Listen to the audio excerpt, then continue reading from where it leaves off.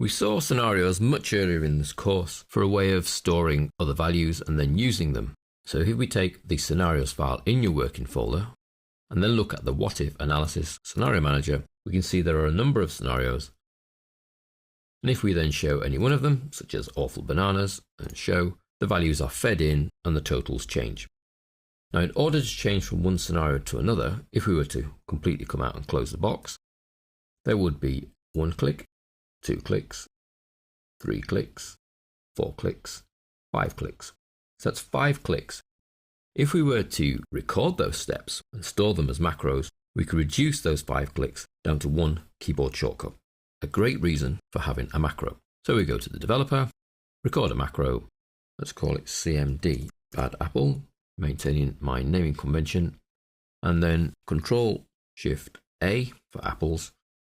Now this macro is actually only going to be of any use in this particular file because it's the only file that contains these scenarios. So we're going to say this workbook, command bad apple. Okay. We then record ourselves going to the data ribbon, what if analysis, scenario manager, awful apples, show, close.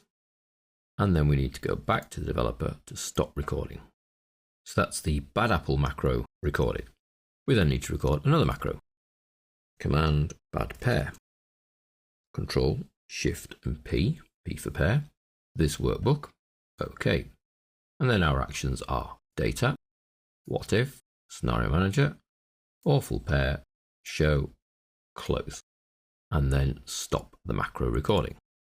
And then one more, record the macro, command bad banana, Control, Shift, B for banana, this workbook again. Okay, so our actions are data ribbon, what if analysis, scenario manager, awful bananas, and show and close. So those are our 3 macros. Make sure we stop the last one recording. We have them all stored as keyboard shortcuts, so we can move from one to the other.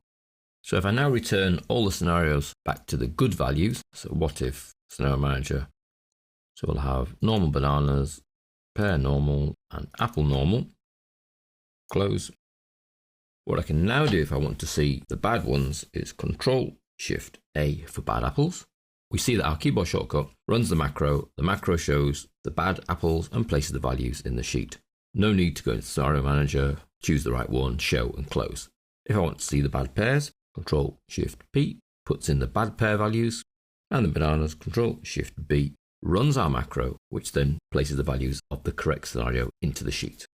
Now obviously you would need to create a macro for every single scenario so that you could run any of them at any time simply by running the keyboard shortcut at this stage. Don't forget that when you save this file, it must be saved with an XLSM extension. So it must be saved as an Excel macro-enabled workbook for those macros to work. If you don't do that, then the macros effectively are removed from the workbook if you save it as a normal XLSX workbook. So it's vitally important that you save it with the correct extension. Now, just as we've been able to use a macro to move between various scenarios, therefore cutting down the amount of keyboard strokes or mouse actions we have to carry out, we can do very similar tasks with custom views. If you open the custom views file available in your working folder, you'll find that it has, if we look at the custom views on the view ribbon, 3 custom views: CEO view,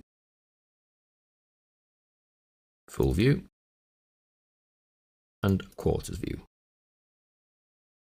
Now, it's not too much difficulty to click to change between those views, but it would be quite useful if we had 3 quick keyboard shortcuts that allowed us to change from one view to the other. Well, this is a good candidate for a macro.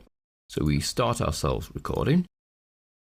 Gonna call it CMD View CEO, keyboard shortcut, Control-Shift-C, storing this workbook, so it's only any use to this workbook. Okay. And then record myself going to View, Custom View, CEO View, Show, and Stop. I then need another macro, CMD View Whole, keyboard shortcut, Control-Shift-W, again stored in this workbook. Okay. And that will record me going to View, Custom View, Full View, Show. and then stop.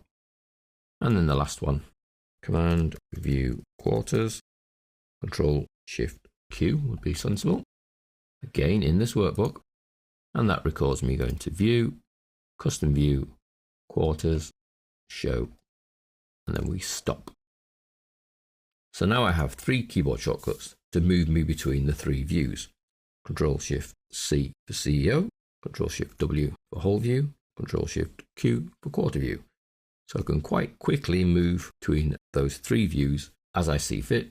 Again, because I've stored the macros within this book, because they're only any use to this book, I need to make sure that I go to Save As and save this file. I can keep the same name, I just need to make sure that it's an Excel macro enabled workbook. Otherwise, the macros will not work. They will physically be removed from the file. And then I save, and I now have a macro enabled workbook with 3 macros that will speed up my life as I move between the different views, just as the other file speeds up my life, shortens the workload when I want to move between scenarios.